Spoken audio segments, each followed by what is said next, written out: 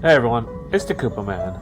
Recently we talked about what makes heroes heroes and what makes villains villains. And then we talked about what anti-heroes and anti-villains are and what makes them still heroes and villains. But there is a topic I neglected to talk about until now. That is, what happens when heroes turn evil, and likewise, what happens when villains become heroes. In wrestling terms, this is called a face turn or a heel turn. Faces and heels being the good guys and bad guys of wrestling respectively. An example of this is how Hulk Hogan was originally billed as a heel back in the early 80s, before being made into the all-American face he's famous for, which he kept until the 90s when he became Hollywood Hulk Hogan as part of the heel alliance, the New World Order. Another example is one of Hulk's biggest rivals, Andre the Giant, who was a face for most of his career until towards the end when he went heel and ended up wrestling Hogan at WrestleMania 3. Of course, when the cameras were off, the two were pretty close friends until Andre's death in the early 90s, but in wrestling this happens a lot. Many wrestlers famous for being heels were at some point faces, and many famous faces have been heels. Other examples include Stone Cold Steve Austin, Dwayne "The Rock" Johnson, The Big Show, who flipped from heel to face at least 40 times. Even The Undertaker was technically a heel or a face depending on alliances and who he was matched against. Then again, Undertaker was always billed as more of an entity and a force of nature with no real moral alignment, but still. But the concept of a heel turn or a face turn isn't exclusive to wrestling. In fact, it sort of predates wrestling as sports entertainment. Nonetheless, the terminology has become so ingrained that it'd be a trifling matter to argue against it. While heroes and villains are very static roles, as are the concepts of good and evil, characters tend to be dynamic. Humans are, after all, fickle creatures. As such, a hero turning evil for selfish or foolish reasons, or a villain seeing the error of their ways, are not events that are all that uncommon. Heck, it was the entire motivation for the Green Goblin in the first Spider-Man movie to get Spidey to heel turn. I chose my path, you chose the way of the hero. And they found you amusing for a while, the people of this city. But the one thing they love more than a hero is to see a hero fail, fall, die trying.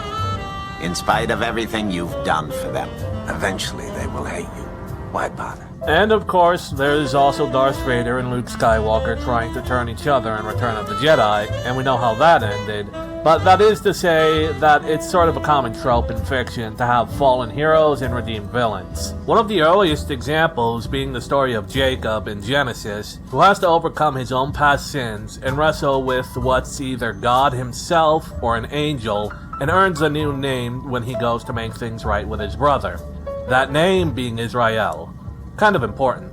There's also the story of Saul, who persecuted the early Christians before being shown by God himself that he'd be their greatest champion, and he forsakes the name Saul to be christened as Paul, becoming one of Jesus' own apostles as well as one of the first evangelists. Hence why in German there's a saying about villains turning hero that, translated from German, means from Saul to Paul. In English, we have a similar saying called the road to Damascus, which is a reference to Saul's conversion to Christianity. Though in fiction, there are a number of reasons why this happens. A common way is that the character was either good or evil all along. Usually it's that they're working for a faction they disagree with, and the effect when they make the turn. Fire Emblem predictably has a number of characters who fit this description. But aside from that, there's also Prince Zuko from Avatar.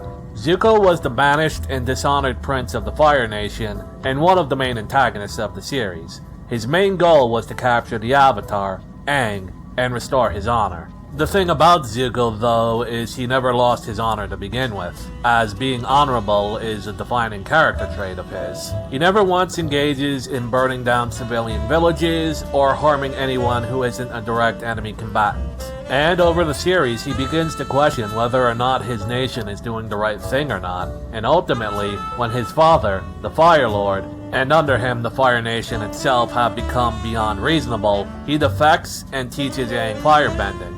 And as a counter to Zuko is Anakin Skywalker, one of the most famous heel turns and face turns in fiction. Anakin was motivated by his love for Padme, but he was possessive and he had a fair few anger issues. As such, it was quite easy for Palpatine to turn him to the dark side by promising him a way to save Padme. and thus Anakin became Darth Vader. Of course, Vader wasn't fully evil, hence his son Luke was able to save him in the end. Of course, sometimes a character working with the heroes was a villain all along, such as Artemis Croc in the Young Justice cartoon. The first clue was there was never a Green Arrow sidekick called Artemis. Well, there was an anti-heroine, but she was tied to Wonder Woman, not Green Arrow. And there was Arrowette, who Artemis kinda looked like, but the point is she was a mercenary infiltrator working with the bad guys, as was Terra in the Teen Titans storyline, the Judas Contract. Young Justice was trying to do Judas Contract without actually doing Judas Contract. And of course, over at Marvel you have some very famous examples of face turns. Swordsman and Tracer would probably yell at me if I didn't mention Venom or Punisher respectively. Both characters started out as Spider-Man villains in the 80s, before transitioning into being anti-heroes in the 90s, and as for Venom, he's a full-on hero now.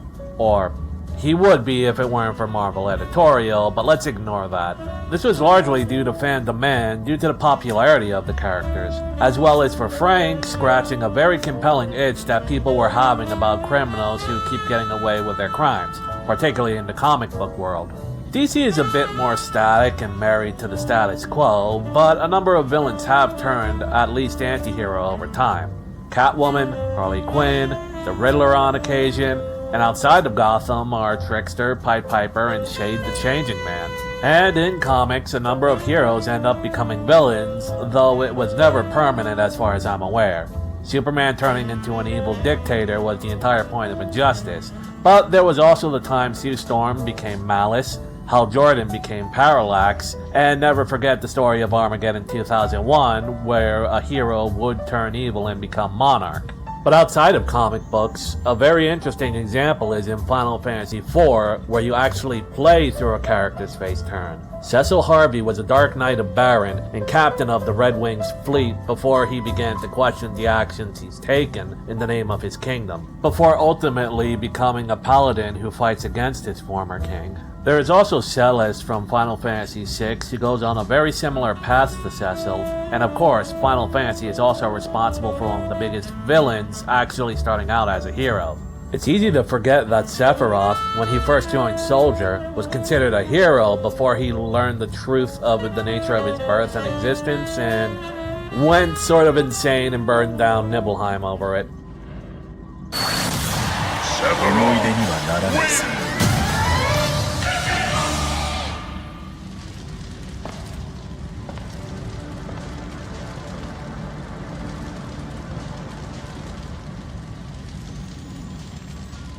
A pattern sort of emerges when you look at all the heel turns and face turns.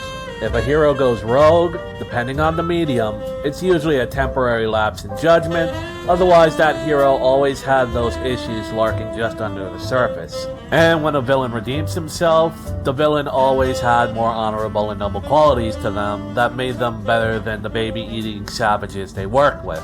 It's why Dragon Ball fans can swallow Ten Shinhan, Piccolo Jr., and even Vegeta and the androids and Majin Buu becoming good guys, but not so much for Frieza. Ten Shinhan was just a rival martial artist at the end of the day. Piccolo and Vegeta had pride-based noble qualities. The androids didn't do anything bad yet and had 16 to rein them in. And Majin Buu was just a dumb bubblegum baby Mew. But Frieza was a despotic tyrant who relished in the misery he spread across the galaxy. It's hard to find any redemption in that. Sure, he might side with the heroes out of a pragmatic self-interest once, maybe twice, but he's still a bad guy at the end of the day. Heel and face turns need to be believable if they're going to be accepted. It's a delicate balance between what the writer wants and what is narratively plausible. Hence why it's sort of impossible for characters like Frieza to be face turned, at least in the current state he's in. The reason you can sort of buy Injustice Superman, as that's a version of Superman who's been pushed so unbelievably past the breaking point, you sort of do see how he'd see what he's doing is morally justifiable. To the point that the main Superman calls him out on it, but he cannot hear it from, well, technically his own mouth, because that Superman has never been through what he's been through, and that's what made the High Counselor Superman the way he is. He's no longer within the realm of rationality and is acting emotionally out of his severe grief. But if you wanted to turn Frieza to the side of the heroes, you need to address his core personality being a gleeful sadist who relishes in spreading his tyranny across the universe. All of this is to say that if a writer is going to pull the face turn or heel turn card, it has to be believable, and it also has to be done in good faith. The best heel turns and face turns are built up over a period of time, or were planned from the very beginning. There's a decent and believable build-up, and it plays to the character's strengths and personality without dipping into character assassination. Great care needs to be taken if you're going to do it in a story. It can't just be done for a shocking twist. It has to be done with the precision of a heart surgeon, otherwise it risks ruining the story for the readers. Looking at you, Prince Hans of the Southern Isles. Anyway, take the audience seriously, and they'll take you seriously. This has been the Koopa Man. If you like this video and want to see more, check out my channel and watch my other videos. Be sure to like and subscribe as it helps my channel grow. If you have other examples of face turns and heel turns, be they well written or crap, talk about them in the comments. And until next time, game on.